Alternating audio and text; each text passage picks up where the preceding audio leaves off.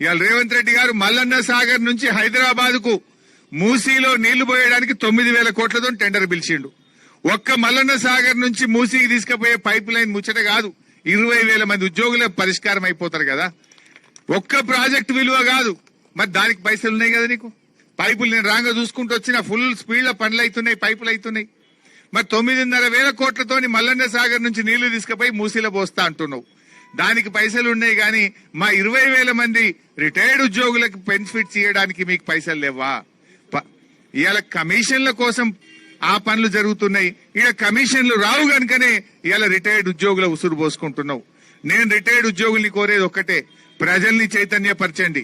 ఈ ప్రభుత్వం యొక్క ఫెయిల్యూర్లను ఎండగట్టండి. ఈ ప్రభుత్వం ఏ రకంగా రైతుల్ని మోసం చేసింది.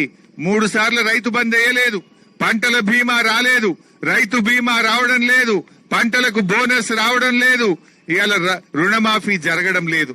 రైతుల్ని ఎట్లా మోసం చేసిందో ప్రజలను చైతన్యపరిచే పని చేయండి. ఇవాళ ఉద్యోగులను సంఘటితం చేయండి. ఇవాళ ఆర్టీసీని ప్రభుత్వంలో విలీనం చేస్తామని ఆర్టీసీ ఉద్యోగులను కూడా మోసం చేసిండ్రు.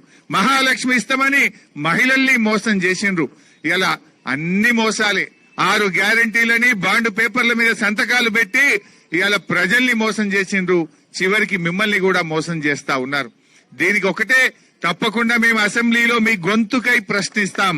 మీ గొంతుగా, మీలో ఒకడిగా మీ బాధను తప్పకుండా శాసనసభ వేదికగా ఈ ప్రభుత్వం మీద ఒత్తిడి పెంచుతాం. ప్రభుత్వం మెడలు వంచుతాం. మీ బకాయిలు వచ్చే విధంగా బీఆర్ఎస్ పార్టీ పక్షాన మేం పోరాడతామని చెప్పి మీకు ఈ రోజు హామీ ఇస్తా ఉన్నా.